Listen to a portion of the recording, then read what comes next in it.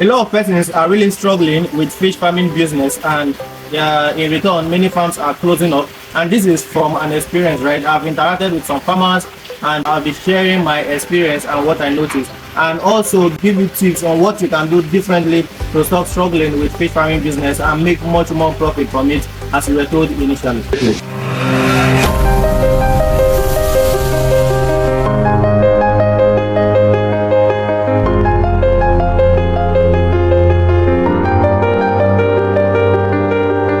I visited some catfish farm recently, and a lot of them are really closing up for some obvious reasons, right? There are two reasons I'll be giving you today why many farmers fail along the line in catfish business. This business is one that needs to be treated with so much care and attention, which many farmers do not put actually into consideration.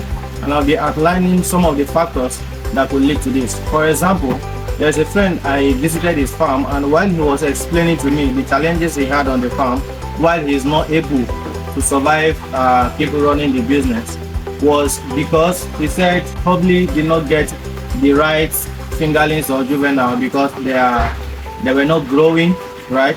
They were not growing. So in essence, what he was trying to say was that he got fingerlings or juveniles with stunted growth, that is, they were not growing.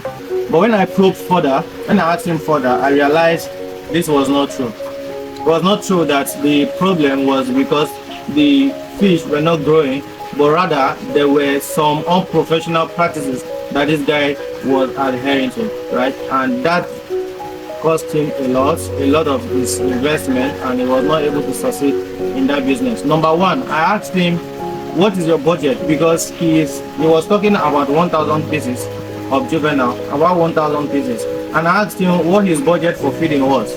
Do you know that this guy told me his budget for feeding for 1,000 juvenile was 500,000 naira? So how do you expect the fish to grow?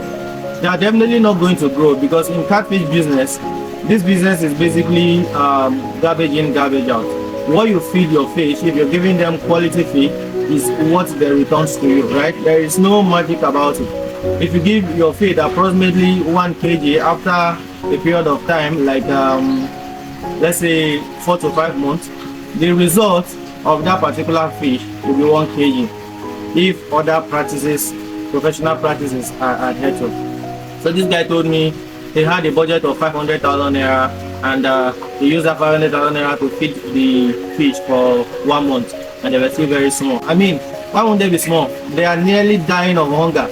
So he told me, no, sometimes he gives them bread, he gives them watermelon, whatever, and that is not going to help you. You can't be into this business commercially and do something like that. Of course, if you want to just train them for yourself, kill them for family use, you can decide to gamble with something like that, and at the end of time, you consume this fish by yourself. But you can't be commercially into this farming and you do something like that. For example, the least amount of money you need to feed about 1,000 juvenile this time, this is November 2025, it's about 2 million naira. It's more than 2 million, right? It's a little above 2 million, but the least is 2 million naira. And tell me, someone is using 500,000 naira and he's expecting result. He was expecting at least 1 kg of weight after 4 months, which doesn't add up at all, right? So you cannot compromise that. If you don't have the money to feed, please do not waste your time setting up a whole lot of things, wasting your water and all of that. It's just a waste of your time, your resources, and your money, because you're never going to make profit out of that business, right? You're not going to make profit from that business. So if you don't have at least it's more than 2 million, but at least 2 million naira, you can raise 1,000. If 500,000 is all you have, then you can raise, let's say, 200 pieces of catfish. Do you understand? You can't do, just remain within your capacity, remain within your strength. Don't waste your time and energy going for where your hand is not up to, right? You don't have to stop about 1,000 when you don't have money to feed them. Number two is technical know-how. Fish farming is not gambling, right? It's not gambling. You can't gamble your way into it. You need to know exactly what you're doing. If at all you need to succeed, You need to know exactly what you're doing for you to be able to succeed in fish farming. You need to get training. If you have manager that is helping you in your farm, the manager needs to be trained. All your workers need to be trained. They need to understand what they are doing, right? Everyone needs to understand what they are doing before you can succeed in fish farming. In fact, that my friend that I told you, he definitely does not have technical know-how.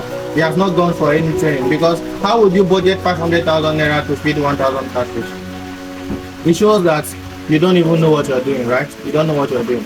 So you definitely need to know how to do this business. For example, you're going to learn something like water management. Do you understand water management? Do you know how to manage your water? You don't know that and you want to go into fish farming. Do you understand feeding pattern?